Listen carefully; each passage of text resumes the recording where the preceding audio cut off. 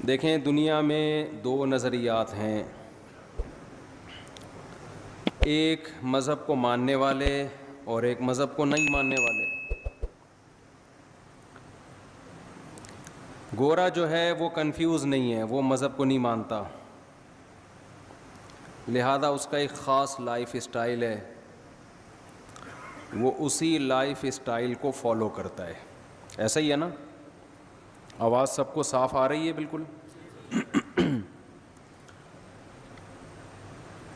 جو مذہب پہ چلنے والے ہیں، علماء ہیں، بزرگان دین ہیں، وہ بھی کنفیوز نہیں ہیں،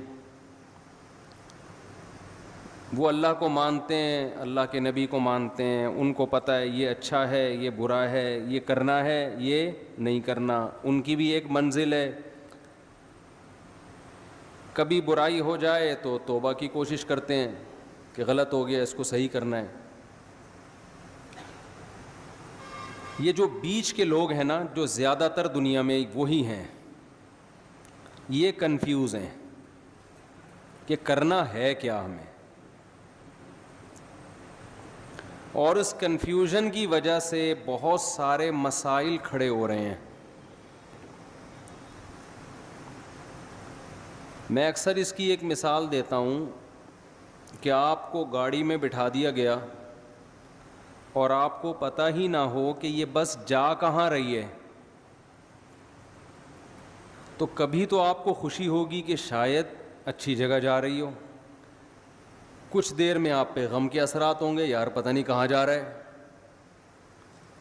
تو اس قسمہ پرسی کی حالت کو قرآن نے یعمہون سے تعبیر کیا ہے کہ جو لوگ مذہب کو مکمل فالو نہیں کرتے، یعمہون، وہ وادیوں میں حیران سرگردان گھومتے ہیں، بھٹکتے ہیں۔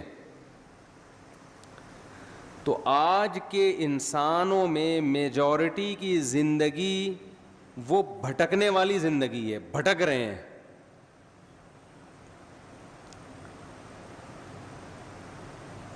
مجھے آپ ایک بات بتاؤ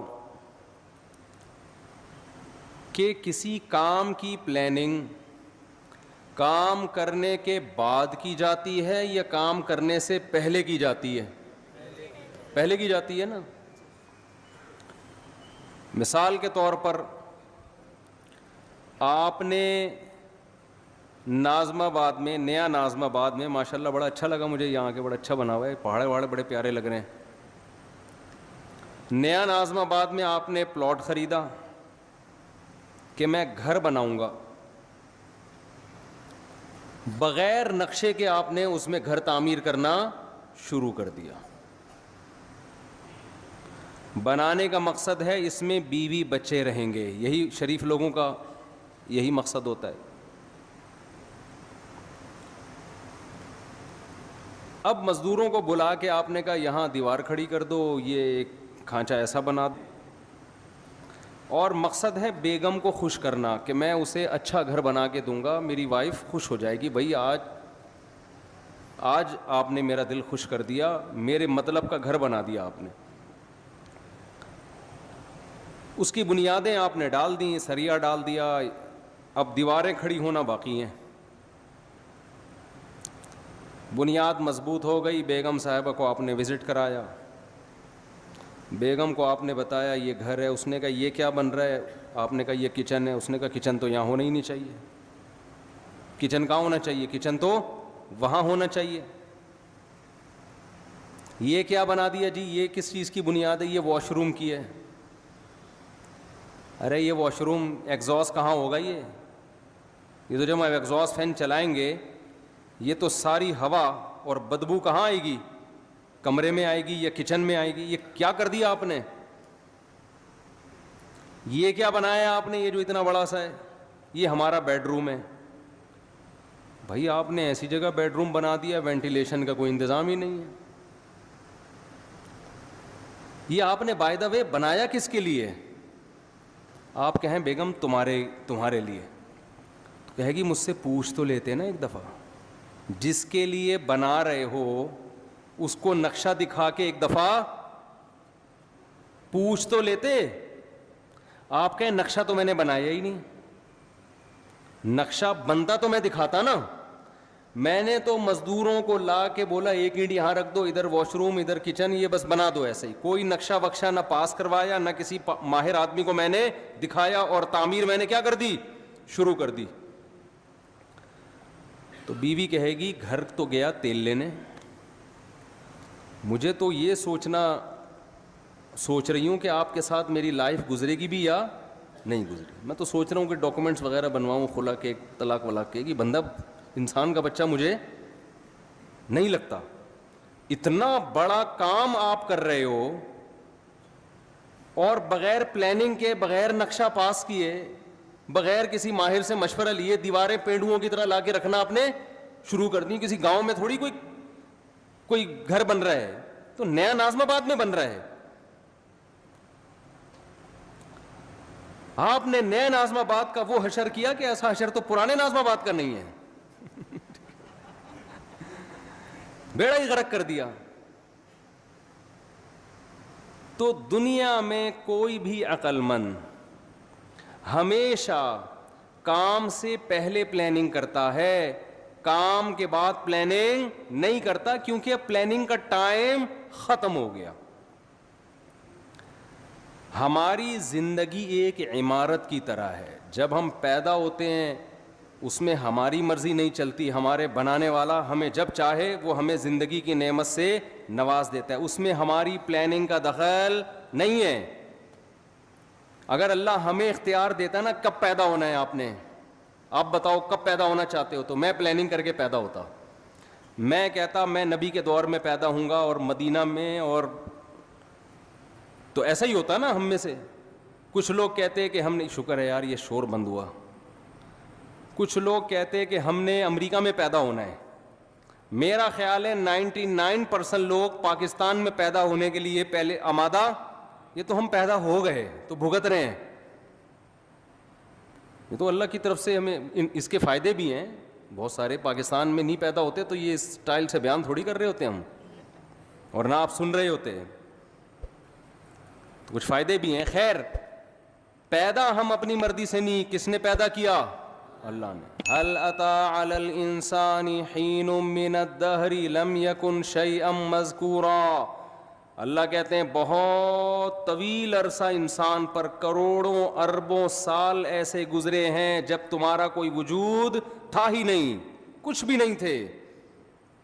ہم نے اپنی قدرت سے تمہیں حیات دی ہے. کوئی ڈاروین کے نظریے کی پیداوار نہیں ہے ہم لوگ کہ بندر سے ترقی کرتے کرتے انسان بن گئے.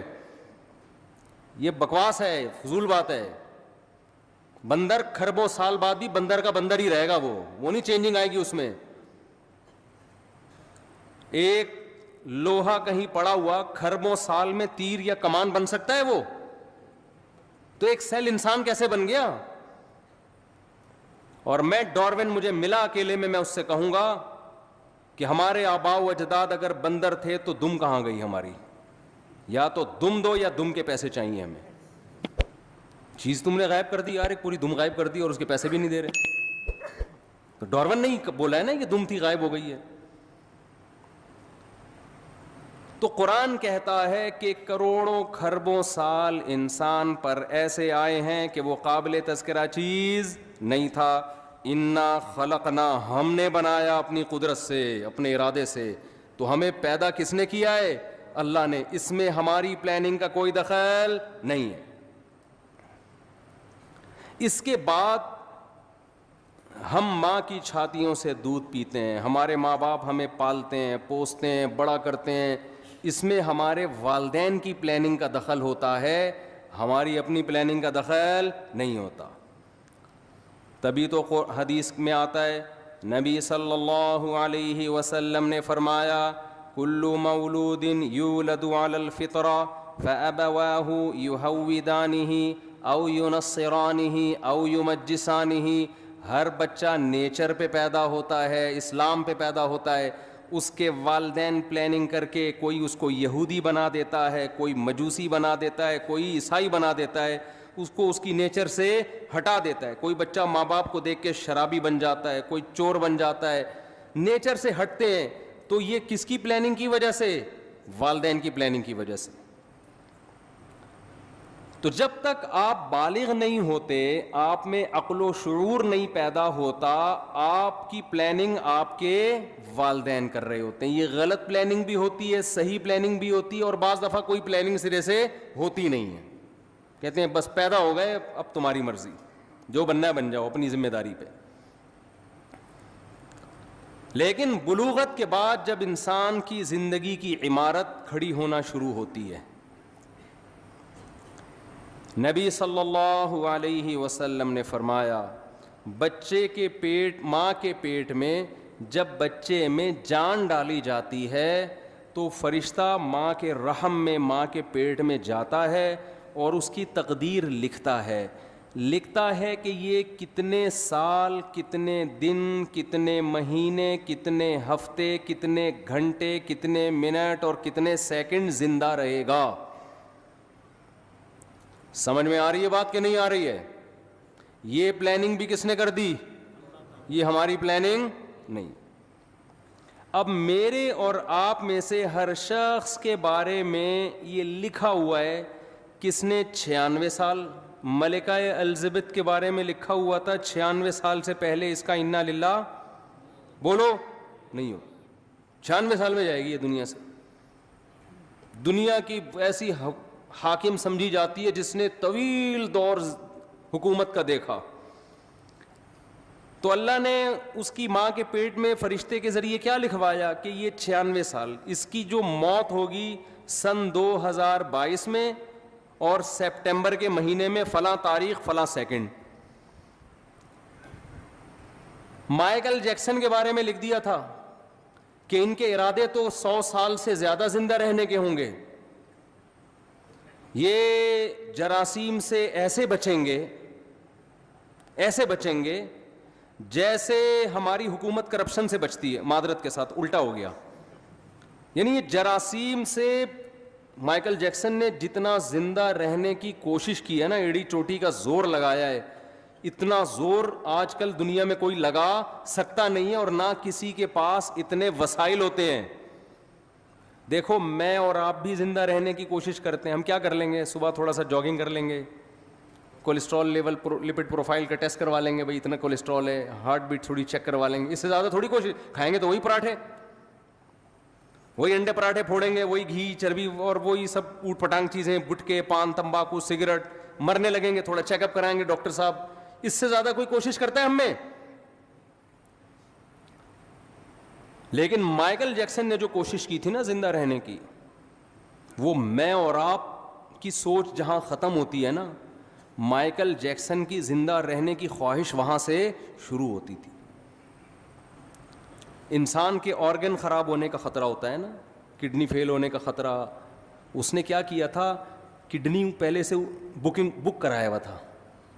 مثال کے طور پر ان کا کوئی 70 بھائی ہوں گے انگریزوں کے، فرض کرو انگریزوں کے کوئی 70 بھائی ہوں گے. اس نے 70 بھائی سے ایگریمنٹ کیا کہ اگر میرا کڈنی خراب ہوا تو فوراً آپ کو اپنا کڈنی مجھے ڈونیٹ کرنا ہے. اس کے منتھلی اتنے پیسے آپ کے اکاؤنٹ میں، لاکھوں روپے. کڈنی کو اس نے سیو کیا کہ اگر میرا اول تو کڈنی خراب نہیں ہونے دے رہا، گردہ خراب نہیں ہونے دے رہا، لیکن یہ بھی کہ اگر میرا گردہ خراب ہوا تو یہ وسیم کی ذمہ داری ہے کہ وہ اپنا گردہ مجھے دے گا. وسیم بھائی بھی لاکھوں روپے مہینے کے کھا رہے ہیں کہ اس امید پہ کہ انشاءاللہ اس کا گردہ خراب ہونے والا نہیں ہے. وہ گھنے بن کے پھوڑ رہے ہیں. اگر وہ سچی مچی کے وسیم ہوتے ہیں نا، ہمارے والے 70 بھائی وسیم بھائی، یہ کردار ہیں، کیریکٹر ہیں. کوئی وسیم بھائی بیٹھے ہوں تو پیشگی معذرت، یہ تو کیریکٹر ہے نا. نارمل نام تو یہی ہوتے ہیں نا، 70، وسیم، عدنان، سمی، اس طرح کے نام ہوتے ہیں لوگوں کے. تو وہ مائیکل جیکسن نے زندہ رہنے کی لالچ میں ایڑی چوٹی کا زور لگا لیا. وہ ہاتھوں میں گلوز پہنتا تھا کہ اگر میں کسی سے ہینڈ شیک کروں گا تو کسی کے جرم میرے ہاتھ میں منتقل نہ ہو جائے. ہم تو کورونا میں احتیاط نہیں کر رہے تھے، بغیر کورونا کے اتنی احتیاط کر رہا تھا وہ. لیکن اسے یہ معلوم نہیں تھا کہ مائیکل جیکسن جب اپنی ماں کے پیٹ میں تھا تو فرشتے نے لکھ دیا تھا کہ اس کا ایک بہت بڑا پروگرام ہونے والا ہوگا جس میں اس کی کروڑوں روپے کی ارننگ ہونے کی امید ہوگی، کروڑوں روپے کے ٹکٹ فروغ ہوں گے. اس سے بہتر پروگرام اس کا اس سے پہلے کبھی نہیں ہوا ہوگا, اور یہ بڑی امیدوں میں ہوگا کہ اب میرا پروگرام آنے والا ہے, اس کے لیے پریکٹس کر رہا ہوگا, اس کے لیے جشن منایا جا رہا ہوگا, اور ایک دن یہ اسی امید پہ رات کو سوئے گا. اس کی عمر ہوگی 50 سال, اور صبح پولیس بھی اس کو اٹھائے گی تو پولیس سے بھی یہ نہیں اٹھے گا. ظاہر ہے آپ کو پتہ ہے جب پولیس اٹھائے اور بندہ نہ اٹھے, یہ ممکن ہے؟ یہ جبھی ممکن ہے جب بندہ مر چکا ہو, ورنہ پولیس تو اچھے اچھوں کو اٹھا لیتی ہے. تو وہ ایسا سویا مائیکل جیکسن 50 سال کی عمر میں کہ ہمارے یہاں گٹکے کھا کے لوگ 60 کراس کر لیتے ہیں, یہ نا جراثیم کو گلے لگا کے بھی 60-70 نکال لیتے ہیں, کولیسٹرول کو لے کے چل رہے ہوتے ہیں, کڈنی دونوں فیل ہو چکے ہیں, چل رہے ہیں. میں تو دیکھتا ہوں نا کینسر کے مریض 15 20 سال سے گھسیٹ رہے ہیں, جو صحیح بندہ ہو رہا ہے وہ مر رہا ہوتا ہے. تو مائیکل جیکسن حیران ہو گیا کہ یار جو گٹکے کھا رہا ہے, جو چرس پی رہا ہے, جو ہیروئن پی رہا ہے, وہ کمبخت نہیں مرا, اور میں نے اتنا صحت کا خیال کیا, اور 50 سال میں سویا ہوں, کوئی موت کا چانس نہیں تھا. ڈاکٹروں کی پوری ٹیم ہر وقت اس کے ساتھ رہتی تھی. اگر مائیکل جیکسن کو کبھی چھینک آتی تھی نا تو اس کے ذمہ دار ڈاکٹر تھے کہ چھینک آئی کیوں. ہمیں چھینک آتی ہے تو کوئی ذمہ دار ہوتا ہے؟ بولو. چھینکتا رہو, گورنمنٹ کہتی ہے اپنے خرچے پہ جتنا چھینکنا ہے جراثیم پھیلاؤ, آپ چھینکو, منہ پہ جا کے چھینکو لوگوں. ہمارے ہاں بلغم کے تھپیڑے دیکھو نا آپ وضو خانوں میں, کیسے ایک دوسرے کے منہ پہ خا خا کر رہے ہوتے ہیں, اور کیا کچھ ہو رہا ہوتا ہے.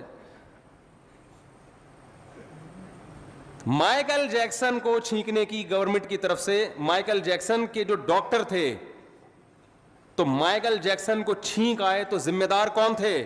ڈاکٹر. کی چھینک آئی کیوں؟ آپ کو میں ہر مہینے اتنا پیسہ دے رہا ہوں, کوئی جراثیم میری ناک میں گیا کیسے؟ ڈاکٹروں کا پینل اس وقت بھی اس کے پاس موجود تھا. لیکن موت کے جو فرشتہ تھا نا, جو اللہ نے اس کی ماں کے پیٹ میں بھیجا تھا, اس نے لکھ دیا تھا کہ 50 سال میں اس کا انا للہ بولو ہو جائے. ایسا سویا کہ اس کا قصہ تمام, ایسا قصہ تمام ہوا. تو جو میں اصل بات عرض کر رہا تھا, جلدی سے اس کی طرف آتا ہوں. دیکھو ہم پیدا کب ہوتے ہیں, یہ کس کی پلاننگ ہے؟ اللہ کی. ہماری موت کس کی پلاننگ سے ہے؟ اللہ کی. یہ بیچ کا ٹائم اللہ نے ہمیں دیا ہے. اس میں اللہ نے حکم دیا بالغ ہونے کے بعد سے لے کر موت تک کا جو تمہیں ٹائم دیا ہے نا, اس کی پلاننگ کس نے کرنی ہے؟ ہم نے کرنی ہے. بہت مشکل ہے بات سمجھانا. اس کی پلاننگ کس نے کرنی ہے؟ بولو. ہم نے کرنی ہے. یہ اگر آپ لائف بغیر پلاننگ کے گزارنا شروع کر دو تو آپ کی مثال ایسے ہوگی جیسے کسی شخص نے نیو ناظم آباد میں گھر لیا اور بغیر پلاننگ کے اس کو بنانا شروع کر دیا. بعد میں پچھتا رہا ہے کہ جہاں واش روم بنانا تھا وہاں میں نے کچن بنا دیا, اور جہاں کچن بنانا تھا وہاں میں نے واش روم بنا دیا, اور اب اس میں چینجنگ نہیں ہو سکتی. آپ کی لائف اگر بغیر پلاننگ کے گزرے گی تو وہ برباد ہونے کے علاوہ آپ کو کچھ بھی حاصل نہیں ہوگا, اور اب یہ چینج نہیں ہو سکے گی, کیونکہ جو ٹائم گزر گیا بغیر پلاننگ کے وہ ٹائم آپ کو واپس نہیں مل سکتا. تو پہلا تو یہ عزم کرے جو ٹائم برباد ہونا تھا ہو گیا, وہ تو واپس نہیں آ سکتا نا. مثال کے طور پر اس نے بنا دیا, یہ کچن کی جگہ پہ بنا دیا واش روم کی جگہ کچن میں بنا دیا. بیگم سے کہے گا بیگم میرا پیسہ برباد ہو گیا, میرے پاس مزید پیسے نہیں ہیں, اب جو میں آئندہ جو کچھ کروں گا نا وہ پلاننگ سے کروں گا. اب اس کچن کو برداشت کر لو, واش روم کی جگہ آ گیا, یہ برداشت کر لو, اور میرے پاس اس کے علاوہ آپشن نہیں ہے. لیکن آپ نے کیا کیا, اب جو غلط ہونا تھا ہو گیا, اس کے بعد بھی اب غلط کرتے چلے جا رہے ہیں. اب آپ کیا کر رہے ہیں کہ جو ایگزاسٹ لگا رہے ہیں ایسی جگہ جہاں کمرے کو آپ کے روم کی طرف ہوا آتی ہو. بھائی اب پلاننگ کا تقاضا یہ ہے کہ ایگزاسٹ لگاؤ ہی نہیں آپ, یا کچھ بھی کرو, لیکن یہ نہیں ہو سکتا. تو جو زندگی میری اور آپ کی بغیر پلاننگ کے گزر گئی, اس پہ تو ہمارے پاس توبہ استغفار کے علاوہ اب کوئی راستہ نہیں ہے. آپ کہہ سکتے ہیں کہ مفتی صاحب آپ کو کس نے کہا کہ ہم نے زندگی پلاننگ کے بغیر گزاری ہے؟ ہم تو ماشاءاللہ اچھے گھرانے کے تھے، جب ہم بالغ ہوئے تو ہمارے والدین نے پلاننگ کی، اس بچے کو ہم نے ڈاکٹر بنانا ہے، اس بچے کو ہم نے انجینئر بنانا ہے، اس بچے کو ہم نے پائلٹ بنانا ہے، اس بچے کو ہم نے بزنس مین بنانا ہے، اس بچے کو ہم نے یہ بنانا ہے، اور الحمدللہ آج ہم وہ بن چکے ہیں۔ اول تو 99% لوگ ایسے بھی نہیں ہیں ہمارے معاشرے میں، 1% ایسے ہوں گے جن کے والدین نے پلاننگ کی اور انہوں نے بھی پلاننگ کر کے کچھ بن گئے، وہ 99% تو ایسے ہی چل رہے ہیں۔ تو خوب سمجھ لو، پلاننگ کا مطلب صرف پلاننگ نہیں ہے۔ کامیاب پلاننگ یہ ہوتی ہے کہ آپ کوئی بھی تعمیر کھڑی کر رہے ہیں تو اس کا مقصد پہلے آپ سامنے رکھتے ہیں، اس پرپس کو دیکھ کے جب آپ نقشہ بناتے ہیں اس نقشے کو پلاننگ کہا جائے گا۔ مثال کے طور پر آپ نے نیو ناظم آباد میں وائف کو خوش کرنے کے لیے پلاٹ خرید کے اس پہ گھر بنانا شروع کیا، لیکن گھر کی شکل کی جو آپ نے پلاننگ کی وہ کسی پرچون کی دکان کی لگ رہی ہے پلاننگ۔ سمجھ میں آ رہی ہے بات کہ نہیں آ رہی ہے؟ میرے خیال ہے تھک گئے ہیں آپ لوگ۔ آپ نے گھر بنایا پلاننگ سے، بیگم کہہ رہی ہے یہ کیا ہے؟ آپ کہیں یہ بڑا سا ہال بنا دیا میں نے، بہت بڑا۔ اتنا بڑا ہال بنانے کی ضرورت کیا تھی؟ باقی کمروں کی تو جگہ بچی نہیں۔ آپ کہہ رہے ہیں باقی کمروں کا کیا کرنا ہے، ایک ہال کافی ہے ہمارے لیے۔ وہ کہے گی نہیں مجھے لگتا ہے آپ نے بغیر پلاننگ کے بنایا۔ آپ کہتے ہیں نہیں میں نے پلاننگ کی تھی، میں نے اس کی پلاننگ کی ہے کہ اس میں اگر کہیں بھی کسی کو گودام کی ضرورت پڑتی ہے نا تو سارا مال اس کمرے میں اتارے گا وہ۔ تو پلاننگ تو کی ہے آپ نے یقیناً، لیکن یہ گودام کی پلاننگ ہے، یہ گھر کی پلاننگ بولو نہیں۔ تو میں اور آپ پلاننگ تو کر رہے ہیں فیوچر کی، اول تو بہت سے لوگ کر ہی نہیں رہے۔ ہمارے یہاں تو الحمدللہ کوئی پلاننگ ہوتی نہیں ہے۔ زیادہ تر لوگ جو پلاننگ کر رہے ہیں نا اپنی زندگی کی، ان کو یہی نہیں پتا کہ ہماری زندگی کا مقصد کیا ہے۔ لہذا کوئی پلاننگ کر رہا ہے میں بہت بڑا تاجر بنوں گا، کوئی پلاننگ کر رہا ہے میں بہت بڑا ڈاکٹر بنوں گا، کوئی پلاننگ کر رہا ہے میں بہت بڑا سیاستدان بنوں گا۔ بھائی یہ جو آپ اپنے پرپس کو سامنے رکھ کے پلاننگ کر رہے ہو نا، تو آپ کا بڑا ڈاکٹر بننے سے مقصد کیا ہے آپ کا؟ بیگم کہے گی نہیں اتنا بڑا جو گودام آپ نے بنایا، اتنا بڑا کمرہ، آپ کا مقصد کیا ہے؟ آپ کہیں میں اس میں بورے لا کے رکھوں گا گندم کے، تو سر پکڑ کے بیٹھ جائے گی نا کہ یہ نیو ناظم آباد آپ کو گودام بنانے کے لیے یہ بنایا بلڈر نے۔ گودام کی الگ جگہ ہوتی ہے بھائی، ٹرک اڈے جاؤ، ٹرک اسٹینڈ جاؤ، وہاں گودام خریدو۔ تو غلط پلاننگ کو پلاننگ بولو نہیں کہا جاتا۔ اب میں جلدی سے بات کی طرف آتا ہوں جو میں سمجھانا چاہتا ہوں آپ لوگوں کو۔ بعض دفعہ بات مختصر ہوتی ہے، اس کی تمہید ذرا لمبی ہو جاتی ہے۔ دیکھو اگر ہم کافر ہیں، اللہ نہ کرے غیر مسلم ہیں، تو ہمیں اپنی زندگی کا مقصد تلاش کرنے کی ضرورت بولو نہیں ہے۔ پھر ہم جس چیز کو چاہیں ہدف بنائیں، اس کو سامنے رکھ کر اپنی لائف کی پلاننگ کریں۔ جیسے انگریز ایک ہدف متعین کرتا ہے مجھے یہ بننا ہے، ان کے ہاں یہ بھی ہدف ہوتا ہے کہ میں نے ماؤنٹ ایوریسٹ کی چوٹی پہ چڑھنا ہے۔ پوری زندگی کا ان کا ٹارگٹ ہی یہی ہوتا ہے کہ میں نے کیا کرنا ہے، میں نے ماؤنٹ ایوریسٹ کی چوٹی سردیوں میں عبور کرنی ہے۔ تو کئی سال وہ اسی پلاننگ کے تحت اپنی باڈی کو بناتے رہتے ہیں، یہ ان کا ہدف ہے۔ اگر کوئی چڑھ جائے اس پہاڑی پر کامیاب ہو گیا، نہیں چڑھ سکے تو کیا کہتے ہیں؟ ناکام ہو گیا۔ بناتے ہیں کہ میں نے میڈیکل سائنس کی فیلڈ میں ترقی کرنی ہے، بعض کہتے ہیں میں نے بہترین سائنٹسٹ بننا ہے۔ ہم یہ دیکھتے ہیں کہ جو لوگ مذہب کو نہیں مانتے ان کا ایک ہدف ہوتا ہے۔ اصل بات جو میں عرض کر رہا ہوں، جب تک آپ کے سامنے اپنی لائف کا ہدف نہیں ہوگا کہ میرا اس زندگی سے مقصد کیا ہے، اس وقت تک آپ اپنی زندگی کو پلان نہیں کر سکتے، آپ کی زندگی بے ڈھنگی ہوگی۔ اب مقصد کیا ہونا چاہیے؟ ایک مقصد ہے کافر کا، غیر مسلم کا۔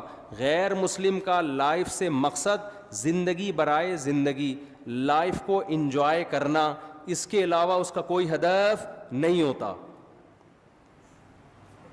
اگر آپ اللہ کو، کریٹر کو، خدا کو اپنی ڈکشنری سے نکال دیتے ہو تو پھر آپ کو یہ حق حاصل ہے کہ آپ اپنی زندگی کا مقصد خود متعین کرو۔ سمجھ رہے کہ نہیں سمجھ رہے؟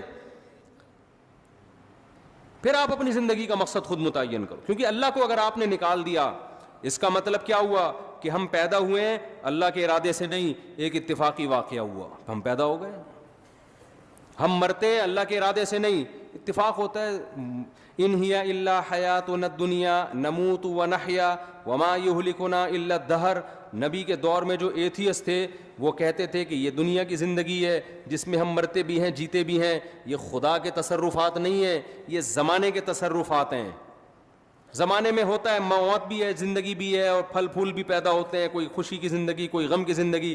تو اگر میرے اور آپ کا بھی خدا نخواستہ یہ نظریہ ہے تو میرے بھائی ہمیں پھر اپنی زندگی کا ہدف تلاش کرنے کی ضرورت, خدا سے پوچھنے کی ضرورت نہیں ہے. پھر ہماری مرضی, ہم جس چیز کو ہدف بنا لیں.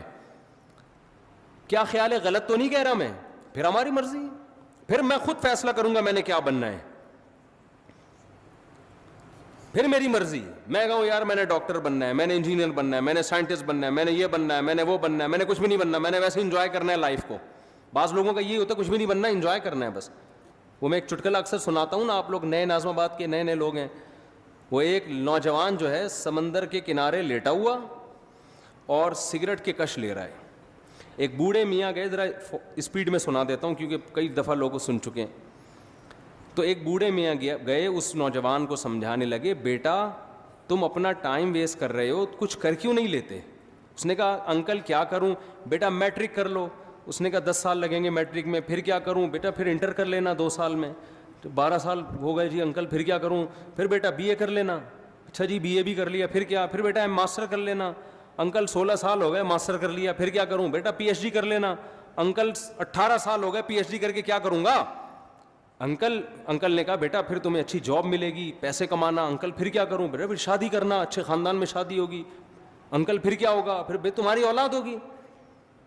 انکل پھر کیا ہوگا. وہ نوجوان تجسس میں نا کہ اینڈ کیا ہوگا اس کا.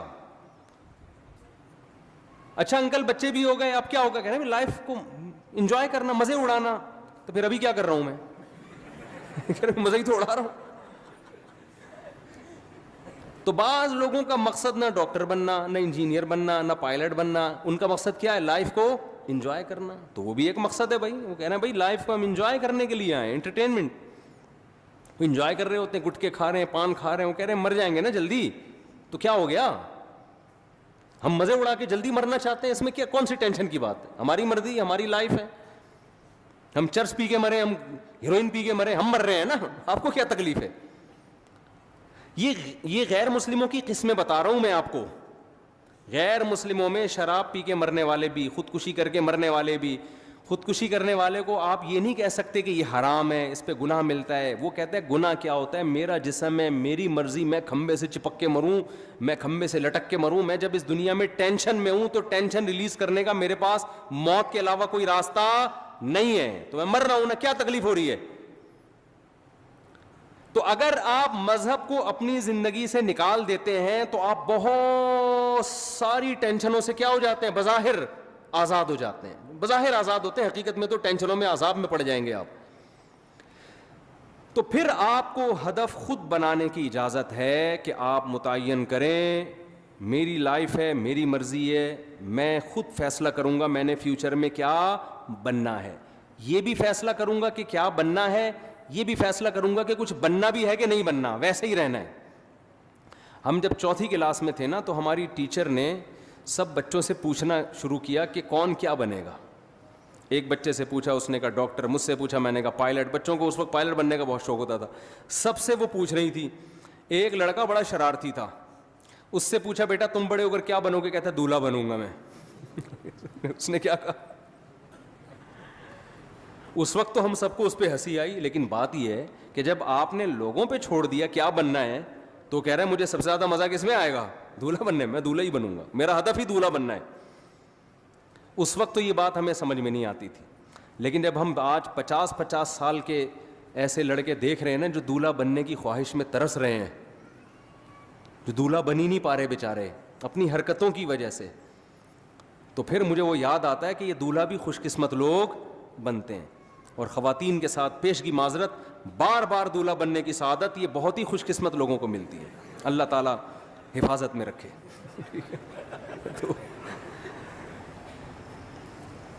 تو اب مجھے ایک بات بتاؤ کہ یا تو آپ ادھر ہو جاؤ انگریز کی طرف، ان کا ہدف وہ خود متعین کرتے ہیں، لیکن جو خدا کو ماننے والے ہیں، دیکھیں قرآن بہت ساری اہل ایمان کی جو علامت بیان کرتا ہے نا، اس میں بار بار یہ کہتا ہے کہ یہ علامتیں ان میں پائی جاتی ہیں جو اللہ پر اور آخرت کے دن پر ایمان رکھتے ہیں۔ ہمیں شروع میں یہ چیزیں سمجھ میں نہیں آتی تھیں، لیکن اب جب کمپیئر کر رہے ہیں نا دنیا کی قوموں سے، تو قرآن بار بار کہہ رہے ہیں جو اللہ کو مانتے ہیں وہ زنا نہیں کرتے، جو اللہ کو مانتے ہیں وہ رشتہ داری کو توڑتے نہیں ہیں۔ آج ہمیں گورے نظر آتے ہیں رشتہ داری توڑتے ہوئے، آج ہمیں گورے نظر آتے ہیں زنا کرتے ہوئے۔ جو اللہ کو مانتے ہیں وہ شراب نہیں پیتے، جو اللہ کو مانتے ہیں وہ سود نہیں کھاتے، جو اللہ کو مانتے ہیں وہ نماز پڑھتے ہیں۔ آپ کو گوروں میں 20 خوبیاں نظر آئیں گی، ہر بات شروع کرنے سے پہلے 20 دفعہ تھینک یو، بات ختم کرنے کے بعد 20 دفعہ تھینک یو، بہت ساری خوبیاں ہیں۔ نماز پڑھتے ہوئے وہ نظر نہیں آئیں گے، رشتوں کو جوڑتے ہوئے وہ نظر نہیں آئیں گے۔ وہ تو باپ جیسا قریب ترین رشتہ بڑھاپے میں اس کا اولڈ ہاؤس میں گزرتا ہے اس کا۔ تو قرآن نے بڑا فرق کیا ہے ماننے والے اور نہ ماننے والے۔ تو پہلا تو آپ فیصلہ کرو کہ ہم ماننے والوں میں ہیں یا نہ ماننے والوں میں ہم۔ اگر ماننے والوں میں ہیں تو آپ کو اپنا زندگی کا ٹارگٹ خود متعین کرنے کی اجازت نہیں ہے، پھر یہ خدا نے جو بتایا اس پرپس پہ آپ کو کام کرنا پڑے گا جو اللہ نے بتایا ہے۔ تو پہلے تو یہ کلیئر کریں۔ دیکھو بات کہاں سے شروع ہوتی ہے، جلدی جلدی سمیٹتا ہوں، یہ ٹاپک میں بار بار ریپیٹ کرتا ہوں لیکن ضرورت ہے لوگوں کی۔ ایک فیصلہ کرو، ہمیں کسی نے بنایا ہے یا ہم خود سے بنے ہیں؟ گورا کہتے ہیں ہمیں اس سوال کے جواب کی ضرورت نہیں ہے۔ قرآن کہتا ہے سب سے پہلے تجھ سے یہ سوال پوچھا جائے گا کہ تو نے یہ فیصلہ کیسے کر لیا تھا کہ میں خود بخود وجود میں آیا ہوں، یہ فیصلہ تو نے کیسے کر لیا تھا؟ اللہ نے ہمیں آزاد نہیں چھوڑا، ہمیں اپنے رب کے وجود پر، اس کی توحید پر ایمان لانا پڑے گا، یہ آپشنل نہیں ہے۔ اگر نہیں ایمان لائے، اللہ کہتے ہیں ہمیشہ کے لیے جہنم کی آگ اور اس کے ایندھن بنا دوں گا میں تمہیں۔ اللہ کے لیے سب سے امپورٹنٹ سوال اور سب سے امپورٹنٹ نظریہ ہماری زندگی میں یہ ہے کہ ہم اس کے وجود کو تسلیم کرتے ہیں یا نہیں کرتے۔ یہ سوال سائنسدانوں کے لیے اہم نہیں ہے، یہ سوال ڈاکٹروں کے لیے اہم نہیں ہے، یہ سوال گوروں کے لیے اہم نہیں ہے۔ دیکھیں کچھ سوال کسی کے لیے اہم ہوتے ہیں، کسی کے لیے امپورٹنٹ نہیں ہوتے۔ مثال کے طور پر آپ جس گھر میں رہتے ہو، آپ کی بیوی کے لیے سب سے امپورٹنٹ چیز کیا ہے کہ آپ اس کا شوہر اس بیوی کو بیوی سمجھتا بھی ہے کہ نہیں سمجھتا؟ آپ محلے والوں کے حقوق ادا کر رہے ہو، آپ دوستوں سے اچھے طرح سے مل رہے ہو، آپ کرکٹ کے بہت اچھے کھلاڑی ہو، چوکے چھکے لگا رہے ہو، لیکن گھر میں بیوی کو آ کے کہتے ہو میں نہیں مانتا آپ کو اپنی بیوی، تو ان چھکے چوکوں اور ان قوم کی خدمت کی بیوی کی نظر میں کوئی ویلیو ہوگی؟ بولو نا۔ وہ کہے گی میری نظر میں تو 2 ٹکے کا انسان نہیں ہے، میں تیرے گھر رخصت ہو کے آئی ہوں، میرا تیرے سے رشتہ ہے، تو مجھے اپنی مان تو صحیح نا، میرے حقوق تو ادا کر۔ تو بیوی کے لیے سب سے امپورٹنٹ سوال کیا ہے شوہر کے حق میں کہ یہ شوہر مجھے اپنا مانتا ہے یا نہیں مانتا۔ اسی طرح خوب سمجھ لو، شوہر کے لیے جب بیوی کا ایک رشتہ ہے تو اس میں سب سے امپورٹنٹ بیوی کے لیے سوال یہ ہے کہ یہ مجھے اپنا ہسبینڈ مانتی ہے یا بولو نہیں مانتی۔ اب آپ کی وائف اپنے ماں باپ کے ساتھ بڑا اچھا سلوک کر رہی ہے، جاب کر رہی ہے اور غریبوں کو کھانا کھلا رہی ہے، سیلاب زدگان کی مدد کے لیے خود بنفس نفیس شاپر لے کے پہنچی ہوئی ہے، بڑی خدمتیں ہو رہی ہے، جب گھر میں آتی ہے آپ سے تمیز سے بات نہیں کرتی، آپ کہتے ہیں میں تمہارا ہسبینڈ ہوں، وہ کہتی ہے میں کنفیوز ہوں کہ پتہ نہیں آپ ہسبینڈ ہیں بھی یا نہیں ہے میرے لیے سوال زیادہ امپورٹنٹ نہیں ہے۔ آپ نادرا کے سرٹیفکیٹ دکھا رہے ہو، بیگم یہ تو وہی میری تصویر لگی ہوئی ہے، یہ مفتی طارق مسعود سے نکاح پڑھوایا تھا ہم نے، اور یہ دیکھو یہ نادرا میں تمہارے ابا کا نام، یہ میرا نام، یہ پورا پراپر کام ہے، ہمارا نکاح رجسٹرڈ ہے۔ وہ کہتی ہے ایکچولی میرے پاس ٹائم نہیں ہے ان سب باتوں کے لیے، ایکچولی میرے پاس ان سب باتوں کے لیے ٹائم نہیں، میرے لیے سوال زیادہ امپورٹنٹ ہے ہی نہیں، میرے پاس تفتیش کا ٹائم ہی نہیں۔ میں ڈاروین کے نظریے کو مانتی ہوں۔ ڈاروین کیا کہتا ہے کہ اتفاق سے وجود میں آ گئے، تو اتفاق سے آپ ہمارے گھر میں آ گئے، دیکھنے میں شوہر لگ رہے ہیں آپ، اب اس تفتیش میں جانا کہ یہ ڈاروین کا نظریہ ٹھیک تھا غلط تھا، میں اتفاقی چیزوں کی قائل ہوں۔ سائنس سے ثابت کرو کہ تم میرے ہسبینڈ ہو، سائنس سے کوئی ثابت کر سکتا ہے؟ کسی کا باپ بھی ثابت نہیں کر سکتا، کوئی لیبارٹری ٹیسٹ سے کہ یہ اس کا ہسبینڈ ہے، کوئی کر سکتا ہے؟ بولو نا کیا ہو گیا؟ سائنس سے کہاں سے ثابت ہوگا بھائی؟ یہ تو گواہوں سے ثابت ہوگا، گواہ کہیں گے۔ آپ کہ نہیں میں سائنس کا اسٹوڈنٹ ہوں، میں سائنس کے بغیر نہیں مانتا، نیوٹن کا کوئی قانون پیش کرو کہ وسیم میرا شوہر ہے, تو ہم کیا کہیں گے؟ سائنس کو غلط جگہ فٹ کر رہی ہے بھائی تو. یہی سوال نا آج کل کے لبرل لوگ کہتے ہیں سائنس سے خدا کا وجود ثابت کرو. اول تو سائنس سے بھی ہوتا ہے, لیکن ایک مثال دے رہا ہوں. اتنے ثبوت اللہ نے اپنے وجود کے دے دیے, اتنے مضبوط ڈاکومنٹس پکڑا دیے, اتنے ایک ایک چیز اس کائنات میں خدا کے وجود کی گواہی دے رہی ہے کہ یہ چیزیں خود بخود نہیں بن سکتی. اور گورا کیا کہتا ہے؟ میرے لیے یہ سوال امپورٹنٹ نہیں ہے کہ ہمیں کوئی بنانے والا ہے یا نہیں ہے. تو گورے کے لیے امپورٹنٹ نہیں ہے, میرے اور آپ کے لیے امپورٹنٹ نہیں ہے. جس خدا نے بنایا اس کے لیے سب سے امپورٹنٹ کوشچن کیا ہے کہ تم میرے وجود کو مانتے ہو یا نہیں مانتے. میں 2-3 اور مثالیں دوں. بیٹا کیا کہتا ہے؟ گلی محلے میں سب کی خدمتیں کر رہا ہے, سیلاب زدگان کی مدد کے لیے پہنچا ہوا ہے, بڑی زبردست تقریریں کر رہا ہے. گھر میں جب ابا کہتے ہیں بیٹا مجھے پانی پلا دے, مجھ سے گھٹنے میرے خراب ہو گئے, مجھ سے چلا نہیں جاتا, وہ کہہ رہے بھائی میں آپ کو کیوں پانی پلاؤں, ہر انسان کو اپنا کام خود کرنا چاہیے. کہیں بیٹا میں تمہارا باپ ہوں. اب وہ کنفیوز ہے بیٹا, ابا آپ یعنی آپ میرے والد ہیں, وسیم بھائی آپ میرے کیا ہیں؟ ابا ہی کہہ دیا تو پھر تو مسئلہ ہی ختم ہو گیا نا. تو باپ کو غصہ آئے گا, بیٹا تو مجھے باپ نہیں مانتا. بیٹا کہہ رہا ہے ابا اصل میں نے اسٹڈی اور سائنسی ترقی میں اتنا ٹائم لگایا ہے نا کہ مجھے اس سوال کے جواب کی فرصت ہی نہیں ملی کہ آپ میرے ابا ہیں یا اس تحقیق کی میرے پاس ٹائم, میں اصل میں بڑے بڑے کارنامے کر رہا ہوں. میں ابھی ایک میرا خلائی سیارہ چاند پہ پہنچنے والا ہے اور اگلا سفر میرا مریخ کی طرف, ویزا آ گیا مریخ سے میرا. یہی ہوتا ہے نا آج کل لوگوں نے سائنسدانوں کو اپنا باپ بنا لیا ہے. یار گورا اتنی ترقی کر رہا ہے, گورا اتنی بہت کر رہا ہے, بھائی اس کو مانو, کر رہا ہے, ہم اس کے منکر نہیں ہیں. خدا کے لیے یہ ترقی امپورٹنٹ بولو نہیں ہے. خدا کہتا ہے یہ امپورٹنٹ ہے لیکن پہلے کچھ اور سوال ہے, اس کے بعد امپورٹنٹ ہے. بیٹا کتنی ترقی کرے, محلے والے اس کو کندھے پہ اٹھا کے گھوم رہے ہوں. باپ کے ساتھ اگر وہ کہتا ہے میں کنفیوز ہوں کہ آپ میرے ابا بھی ہیں یا نہیں ہے, ابا کہے گا مجھے سب سے امپورٹنٹ سوال میری زندگی میں میرے لیے یہ ہے کہ تو مجھے مانتا ہے یا نہیں مانتا. جب تک اس کی تحقیق نہیں کر دیتا اس گھر میں تجھے گھسنے کی اجازت نہیں ہے. فوراً سزا دے کے نکالے گا, جائیداد سے آگ کرے گا اس کو. اب بیٹا بڑا لبرل تھا نا, وہ یونیورسٹی کا پڑھا ہوا, کہہ رہا ہے یار ابا غیر ذریعے وسیم صاحب, ابا تو نہیں کہہ رہا, غلطی سے نکل رہا ہے, یہ جو وسیم صاحب ہیں یہ ایک غیر ضروری سوال جو انسانیت کے لیے اتنا امپورٹنٹ سوال نہیں ہے. کیا ہو گیا اگر میں نے تفتیش نہیں کی, تحقیق نہیں کی, میں سیلاب زدگان کی مدد تو کر رہا ہوں نا, میں سائنس میں ترقی تو کر رہا ہوں نا. یہ ساری تقریر سے عوام متاثر ہوگی, باپ جس کا گھر ہے وہ متاثر بولو نہیں ہوگا, وہ نہیں متاثر ہوگا. تو یاد رکھو جو کریٹر ہے نا, جس نے ہمیں بنایا ہے, کاش یہ بات ہماری کھوپڑیوں میں بیٹھ جائے. آج اس ایجوکیشن نے ہمیں خدا کے قریب لانے کے بجائے خدا سے دور کر. ہم ایجوکیشن کے خلاف نہیں ہیں, خوب سمجھ لو, جتنی ایجوکیشن مسلمانوں میں ہے اس سے ڈبل کی ضرورت ہے, لیکن کچھ کانسیپٹ آپ کو کلیئر کرنا ضروری ہے. تو خدا کے لیے, ہمارے بنانے والے کے لیے, ہماری زندگی میں سب سے امپورٹنٹ سوال کیا ہے کہ تم مجھے مانتے ہو یا نہیں مانتے. اللہ کہتے ہیں فیصلہ کرو میری نشانیوں میں غور کر کے, میں نے اتنے ڈاکومنٹس رکھ دیے ہیں کہ تمہیں مجھے ماننا پڑے گا. نو کا آپشن میں نے کیا کر دیا ہے, ختم. ملیشیا میں ایک آدمی مجھے ملا, میں نے اس کو کہا تم خدا کو مانتے ہو؟ اس نے کہا میں فری تھنکر ہوں. میں یہ فرسٹ ٹائم میں نے یہ ٹرم سنی تھی, میں نے کہا یہ کیا ہوتا ہے؟ اس نے کہا میں نہ تو مانتا ہوں نہ میں نہیں مانتا. ایک تو ہوتا ہے نا خدا کو نہیں مانتا, وہ کہہ رہے ہیں میں بس فری تھنکر, یعنی کولیسٹرول فری آئل ہوتے ہیں نا, ہوتے نہیں ہیں وہ, لیکن لکھا ہوا ہوتا ہے. ہمارے ہاں وہ انڈیا سے جب وہ بند ہوا ہے نا, وہ ابھی نندن کا کیس ہوا تھا, تو انڈیا والوں نے دھمکی دی تھی کہ ہم تمہارا ٹماٹر بند کر دیں گے. ٹماٹر انڈیا سے آتا تھا, تو ہمارے یہاں لوگوں نے یوٹیوب پہ ویڈیو بنا کے ڈالی, ہمارے یہاں تو ٹومیٹو کیچپ میں ٹماٹر نہیں ڈلتا یار,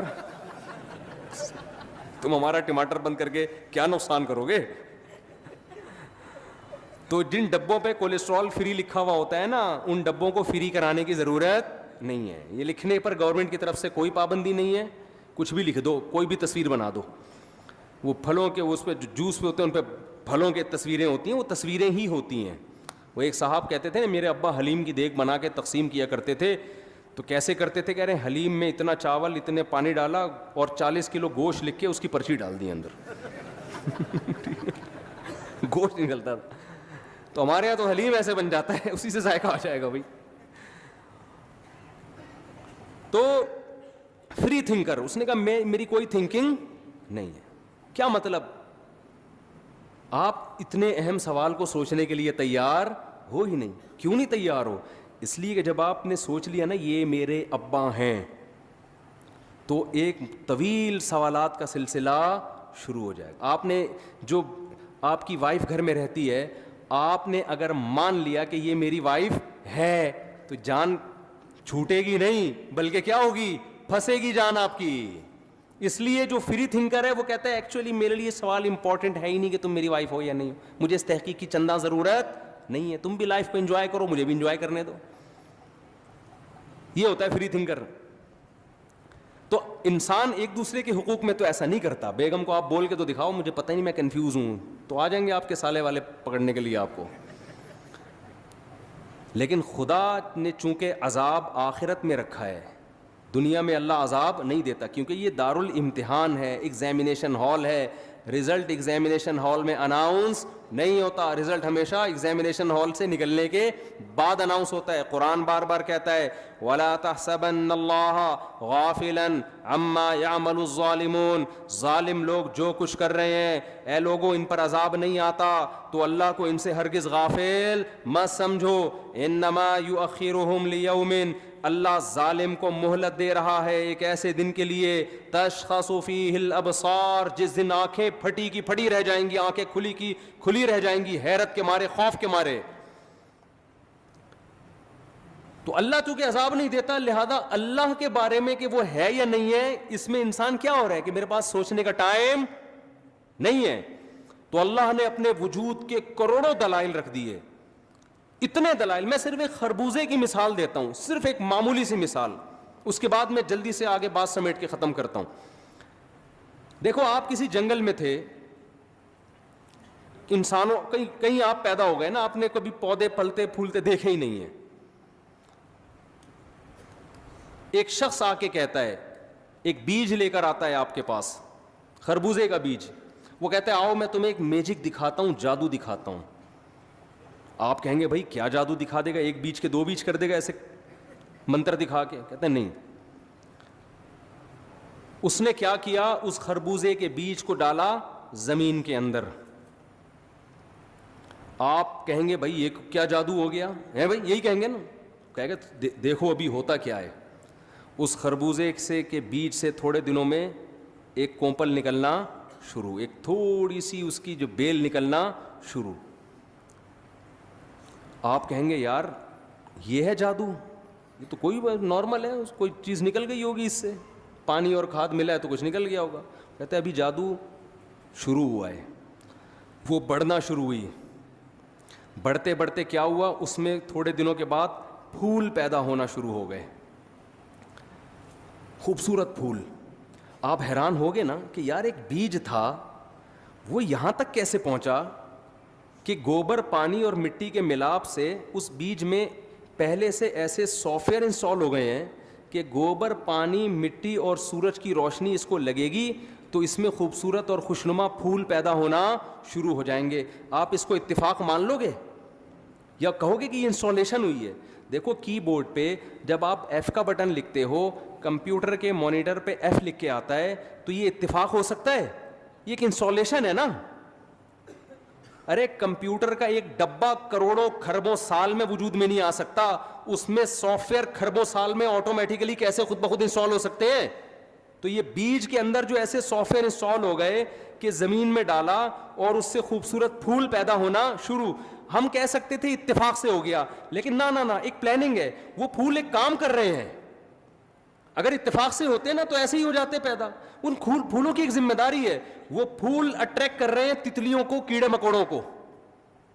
ابھی ہم نے گھر میں کدو کی بیل لگائی ہوئی تھی, توری کی بیل, پھول نکلے تو اتنے کیڑے مکوڑے مکھیاں ان پھولوں کے اوپر آ کے بیٹھ رہی ہیں. وہ کیا کرتا ہے, پھول اٹریکٹ کر کے تتلیوں کو, کیڑے مکوڑوں کو اٹریکٹ کرتا ہے, وہ اس کے اوپر آ کے بیٹھتے ہیں, اس سے نر مادہ ذروں کا آپس میں ملاپ ہوتا ہے, اور اس ملاپ کے نتیجے میں اب کیا ہو رہا ہے کہ ایک وہ پھول مرجھا گیا اور اس کے نیچے چھوٹا سا ایک کچا خربوزہ پیدا ہو گیا. آپ کہہ رہے ہو یار یہ تو عجیب کام ہو رہا ہے بیج کے اندر, یہ تو واقعی بڑا جادو ہے. کہنے والا کہتا ہے ابھی جادو ابھی تو ابتدا ہے, ابھی تو دیکھ ہوتا کیا ہے. ہوتے ہوتے ہوتے ہوتے وہ کچا پھل ہوتے ہوتے بڑا ہوا, بڑے ہونے کے بعد ایک مقام پہ جا کے پیلا ہونا شروع ہوا, ہوتے ہوتے وہ دوبارہ کیا بن گیا, خربوزہ بن گیا. آپ کہہ سکتے ہو کہ یہ آٹومیٹیکلی بیج ایسا وجود میں آ گیا کھربوں سال کے بعد, کہہ سکتے ہو؟ کہو گے یار یہ ایسا جادو تو ہم نے زندگی میں کبھی نہیں دیکھا. وہ کہے گا ابھی آپ کو پتہ نہیں ہونے والا کیا ہے. آپ نے اس خربوزے کو کاٹا, میٹھا, اور وہ جو بیج آپ نے زمین میں دفن کیا تھا اس جیسے سینکڑوں بیج اس کے اندر موجود, تاکہ یہ پروسیس ہزاروں سال تک دوبارہ گھمایا جا سکے. میں کہتا ہوں سائیکل کے جو گراریاں ہوتی ہیں نا, کروڑوں کھربوں سال میں دو گراریاں آپس میں ایڈجسٹ نہیں ہو سکتی, کہ جس کے نتیجے میں ایک گراری گھومتی ہے تو چین گھوم کے دوسری گراری کو گھما کے واپس ایک سائیکل بن جاتی ہے.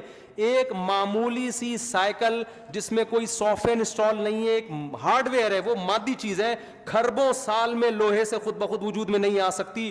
خربوزے کے بیج میں ایسا سائیکل کہ ایک خربوزہ پیدا ہوتا ہے, بیل بنتی ہے, دوبارہ اس سے سینکڑوں خربوزے, ہر خربوزے میں سینکڑوں بیج, اور ہر بیج میں کروڑوں خربوزے پیدا کرنے کی صلاحیت. اور یہ کام صدیوں سے چلا آ رہا ہے, آج تک اس میں کوئی نقص واقع نہیں ہوا. تو ایک خربوزہ, خدا کی قسم لا الہ الا اللہ, اس کا ایک بیج اپنے بنانے والے کا منہ بولتا ثبوت ہے, بار بار گواہی دے رہا ہے کہ مجھے کسی نے بنایا ہے, یہ آٹومیٹیکلی وجود میں نہیں آ سکتا. پھر ایک خربوزہ کیا, پھر آم کی گٹلی کو دیکھو, ان لکم فی الانعام لعبرہ, یہ آیت پڑھتا ہوں مجھے بڑا مزہ آتا ہے.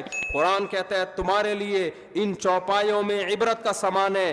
آپ صبح شام جو دودھ پیتے ہو, آپ اس دودھ کو بوائل کر کے اتنا مکھن اتنا گھی نکالتے ہو, ڈاکٹر کہتا ہے آپ کو یہ مکھن والا اور گھی والا دودھ پینے کی اجازت نہیں ہے, کولیسٹرول پیدا ہو جائے گا آپ کے اندر, اتنی چکنائی.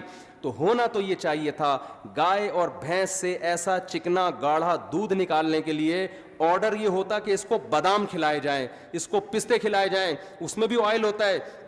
یہ جب بادام پستے والی چیزیں کھائے گی تو اس سے آئلی دودھ پیدا ہوگا. لیکن اللہ نے کیا کہا کہ اگر اس کی خوراک بادام رکھ دی جائے تو انسان کہے گا اللہ یہ ڈائریکٹ بادام میں خود نہ کھا لیتا ہے, بھائی مجھے دودھ کی تو ٹینشن, بادام یہ نہیں کہنا کہ تو بادام سے زیادہ مہنگا پڑ رہا ہے مجھے.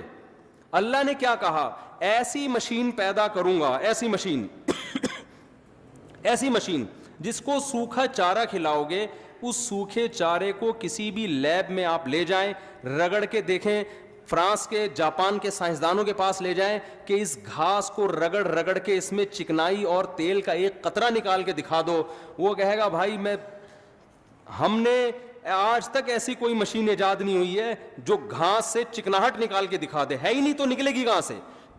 اللہ نے کہا کہ جو کام ہزاروں سال میں سائنس وہاں تک نہیں پہنچی, میں نے ہزاروں سال پہلے ایسی مشین بنا دی ہے. ان لکم فی الانعام لعبرہ نسقیکم مما فی بطونہ من بین فرث ودم, کہ تم اس کو سوکھا چارہ کھلاؤ گے جس میں نہ تیل کا قطرہ نہ کوئی چکناہٹ, یہ سوکھا چارہ اس کے پیٹ میں جائے گا اور پھر 3 چیزیں اس سے اس کے پیٹ میں بنیں گی. وہ 3 چیزیں کیا ہیں؟ ہم جب کوئی مشینری تیار کرتے ہیں پاور الگ سے دینی پڑتی ہے, KESC والے وہ ہمیں وہ پاور دینے نہیں دیتے, اسی وجہ سے ہماری مشینیں کیا ہو جاتی ہیں, صرف KESC والوں کی مشینیں چل رہی ہوتی ہیں اور کسی کی مشین پاکستان میں کم از کم نہیں چلتی. تو اللہ نے کہا کہ اگر میں یہ بھینس کی پاور جو ہے نا, یہ الیکٹرکسٹی والوں, یہ جو الیکٹرک والوں کے حوالے کر دوں گا تو ان کی بھینسیں بھی لوڈ شیڈنگ کا شکار ہو جائیں گی اور ان کا دودھ کیا ہو جائے گا, بولو نا, بند. اور جس زمانے میں بجلی ایجاد نہیں ہوئی تھی اس وقت لوگ کیا پیتے؟ اللہ نے کہا جانور کو جو پاور ملے گی نا بھینس کو, وہ اسی گھاس سے ملے گی, اسی گھاس سے, من بین فرث ودم.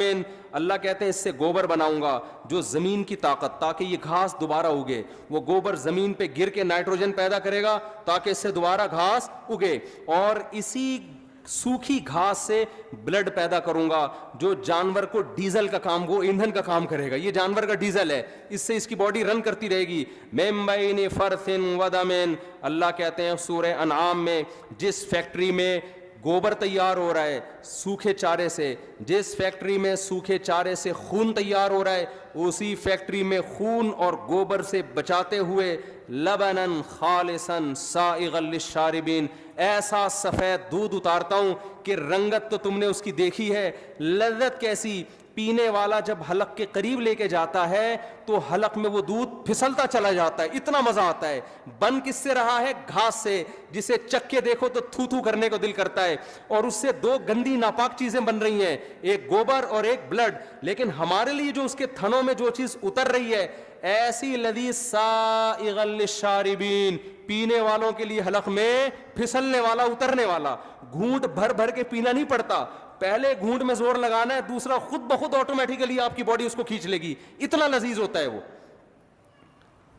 तो मेरे भाई ये मशीन खुद ब खुद बन सकती है? क्या हो गया मेरे भाई? ऑटोमेटिकली बन गई। करोड़ों साल में ऐसी मशीन वजूद में आ गई, और एक नहीं करोड़ों मशीनें। शहद की मक्खी को देख लो, इतनी सी खोपड़ी है उस मक्खी की, 2-4 तारे निकलेंगी उसके अंदर से। कैसी मैनेजमेंट है भाई, क्या मैनेजमेंट है। एक मलका मक्खी है, मजदूर मक्खी है। नर मक्खियां ज्यादा हो जाए ना तो उनको मारने के लिए कुछ मक्खियां अलग से हैं कि ये इनकी तादाद जब ज्यादा हो जाएगी तो इनको मीटिंग के लिए जो फीमेल मक्खियां हैं वो कम पड़ जाएंगी, तो बदमाशी पे आ जाएंगे ये। इतनी प्लानिंग तो इंसानों में नहीं है। ये प्लानिंग पहले से अल्लाह ने किसमें रखी कि भाई ये नर ज्यादा हो गए, इनकी तादाद ज्यादा, उड़ा दो इनको बम से। कोई पत्थर से ना मारे मेरे दीवाने को, बम का जमाना है, उड़ा दो साले को। वो शेर तो असल में ये था ना, कोई पत्थर से ना मारे मेरे दीवाने को, हुस्न हाजिर है मोहब्बत की सजा पाने को। उस पे हमारे कराची के शायरों ने उसका बेड़ा गर्क कर दिया, अपने हिसाब से एडजस्ट किया ना उसको, कि कोई पत्थर से ना मारे मेरे दीवाने को, बम का जमाना है, उड़ा दो साले को। तो मादा मक्खियां यही करती हैं कि नर जब ज्यादा हो जाएं तो ये माहौल क्या करेंगे, बदनजरी करेंगे, डेटे मारेंगे। तो डेटों में लग जाएंगी मादा मक्खियां। शहद तुम्हारा बाप बनाएगा मादरत के साथ, है भाई। क्या कंट्रोलिंग सिस्टम है भाई। उनको कैसे पता चल जाता है इनकी तादाद ज्यादा होगी, इनको मार दो, उड़ा दो सालों को। अच्छा, वो भी पहले सालों को उड़ाती हैं जो नर मक्खा होगा ना, उसके भाई को पहले उड़ाएंगी। तो खैर साला तो उल्टा होता है ना बीवी के भाई को बोलते हैं। खैर, ऐसी खूबसूरत प्लानिंग हमें इस कायनात में नज़र आती है। खुदा की कसम ये खुद ब खुद नहीं, ये आपको फ्री थिंकर बनने की अल्लाह की तरफ से इजाज़त नहीं है। आपसे सबसे पहले दुनिया से जाने के बाद जो सवाल होगा, मर रब्बुक, तुम्हारा रब कौन है। आज जब लोग बताते हैं ना उलमा, कब्र में सबसे पहला सवाल होगा तुम्हारा रब कौन है, पढ़े लिखा तबका इस पे हंसता है, कहते हैं मौलवियों की कहानियां हैं। कब्र में तो मर के मिट्टी हो के हम क्या हो जाते हैं, फिनिश, ख़त्म, कीड़े खा के ख़त्म। ये मौलवियों ने लोगों को जन्नत जहन्नम के चक्कर में डाला हुआ है, अपने चूरन बेचने के लिए, अपनी दुकानें चलाने के लिए लोगों को उल्लू बनाया हुआ है कि कब्र में फरिश्ता बिठाता है, कहता है मन रब्बुक। कोई सवाल नहीं होगा, मर गए मिट्टी होके ख़त्म। कुरान कहते हैं ना ना ना ना ना ना, हरगिज़ ऐसा नहीं है। मर के मिट्टी होके बॉडी ख़त्म होती है, तुम्हारी रूह ख़त्म नहीं होती। जैसे आप जब सो जाते हैं तो आपकी बॉडी काम करना छोड़ देती है, रूह आपकी भटकती रहती है, ख्वाब देखती है, लज्जत भी हासिल करती है, तकलीफ भी महसूस करती है। ऐसे ही बरज़ख की एक ज़िंदगी है। अल्लाह कहते हैं तुमने इस मादी ज़िंदगी को देखा है, तुम उस ज़िंदगी के बारे में कैसे फैसला कर सकते हो जो तुमने देखी नहीं है। साइंस वहां तक बात करेगी ना जहां तक उसका हदफ है, तो ये है ही नहीं उसका, ये उसकी पहुंच ही नहीं है वहां तक। तो पहले तो अपना ईमान दुरुस्त करो, हम खुदा के वजूद के कायल हैं, हम खुदा के मुनकिर, हम फ्री थिंकर बोलो नहीं है। और अगर ऑटोमेटिकली पैदा हो रहे होते तो एक जिन्स पैदा होती है ना, ये मर्द अलग औरत अलग क्यों पैदा हो रहे हैं, है भाई। ये तो प्लानिंग है ना कि मर्द भी पैदा हो रहे हैं और क्या पैदा हो रहे हैं, औरत। इत्तेफाक से इतनी मैनेजमेंट होती है, और मर्दों में औरत की तरफ डिजायर, औरत में मर्द की तरफ, फिर उनके मिलाप से नस्ल पैदा हो रही। ओ भाई ये डार्विन से बड़ा फेंकू खुदा की कसम दुनिया में कोई भी नहीं गुजरा। मुझे अकेले में मिले किसी दिन वो, मैं तो सबसे पहले दुम के पैसे मांगूंगा उससे। पैसों के आज तो महंगाई का दौर है ना, جس سے جتنے پیسے نکلوا سکتے ہو نکلواؤ. ایک پاکستانی سفر کر رہا تھا, اب پاکستانیوں کا دماغ بزنس کی طرف بہت چل رہا ہے, تو دیکھا ایک چائنیز بیٹھا ہوا ہے, ٹرین میں دونوں سفر کر رہے ہیں, تو چائنیز کی ناک پہ مچھر آ کے بیٹھا, اس نے پکڑ کے کھا لیا. ان کے یہاں تو کوئی حلال حرام ہے ہی نہیں, کہتے ہیں پروٹین ہونے چاہیے, بس کتا کھا لو, بلی کھا لو, مذہب نہیں ہے نا. ارے میں آپ کو ابھی تو یہی تو اتنی دیر سے میں عرض کر رہا ہوں کہ مذہب کو زندگی سے نکالو تو ٹینشن کیا ہو جائے گی, ختم. پھر نہ یہ سوال کی ضرورت ہے میرا ابا کون ہے, میری اماں کون ہے. جب ابا اماں ہیں تو پھر حقوق بھی ہیں نا, تو چھوڑو یار, مان لیا ٹھیک ہے, نہیں مانا تو بھی کیا ہے, وہ صرف گورنمنٹ کو مانتے ہیں. تو وہ چائنیز کی ناک پہ مچھر آ کے بیٹھا, اس نے اٹھا کے کھا لیا. اس نے کہا پروٹین ہے, فری پھوکٹ کے مل رہے ہیں. تو پاکستانی کی ناک پہ تھوڑی دیر مچھر آ کے بیٹھ گیا, چائنیز سے تو ڈر گیا ہوگا. اب کھا تو سکتا نہیں تھا کہ ظاہر ہے ساری زندگی کبھی مچھر مکھی کھائے نہیں, تو اٹھا کے اس کو کہتا ہے خریدے گا بھائی تو میرے سے کتنے کا لے گا. تو ایک لطیفہ سنا دوں بیان سے ہٹ کے, لیکن آپ لوگ بہت ظاہر ہے گرمی بھی ہو رہی ہے, تھوڑا فریش ہو جائیں گے. ایک پاکستانی کسی چائنیز دوست سے ملاقات کے لیے گیا, عیادت کے لیے. وہ چائنیز کے بارے میں پتہ چلا یہ شدید بیمار ہے, تو وہ اس کے پاس گیا تو دیکھا کہ وہ بیچارے کی آکسیجن لگی ہوئی ہے اور بس بیچارہ بڑی ٹینشن میں ہے. تو یہ اس کے قریب کھڑا ہو گیا. جیسے ہی قریب کھڑا ہوا ہے تو وہ چائنیز چیخنے لگا, چاں چیں پاں چیں چیں چاں پاں چاں, چیختے چیختے مر گیا. اس نے کہا یار میرا دوست مرتے مرتے کوئی عظیم بات کر کے گیا ہے, ظاہر ہے مرتے ہوئے چیخ چلا کے کچھ وصیت کر کے گیا ہے کہ میرے بچوں کا خیال کرنا, یا کتے کا گوشت آدھا رہ گیا آدھا فریج میں پڑا ہوا ہے کھا لینا, کچھ بھی اہم بات کر کے گیا ہوگا, مرتے ہوئے اتنا چیخ چلا کے گیا. اس نے وہ ورڈنگ اس کی یاد کر لی نا, چاں چیں پواں وہاں کر کے نا رٹا لگا کے یاد کر لی کہ اس کی ٹرانسلیشن کرواتا. چائنا گیا, بھائی یہ چاں چیں پواں کا مطلب کیا ہے, تو اس کا مطلب جو سامنے آیا وہ یہ تھا, الو کے پٹھے آکسیجن کے پائپ سے پاؤں ہٹا. سمجھ رہے ہو,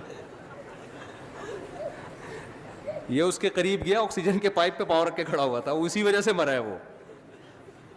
اس لیے چائنیز سے ڈیلنگ کرنے سے پہلے نا سوچا کریں, پتہ نہیں چلو چیں پاں پاں پاں میں کیا کہہ رہے ہیں یہ. تو میں جلدی سے بیان کو سمیٹ کے ختم کرتا ہوں. اس پہ کہنے کے لیے اور بہت کچھ ہے. اللہ کے وجود کے تو ہر ذرہ گواہی دے رہا ہے.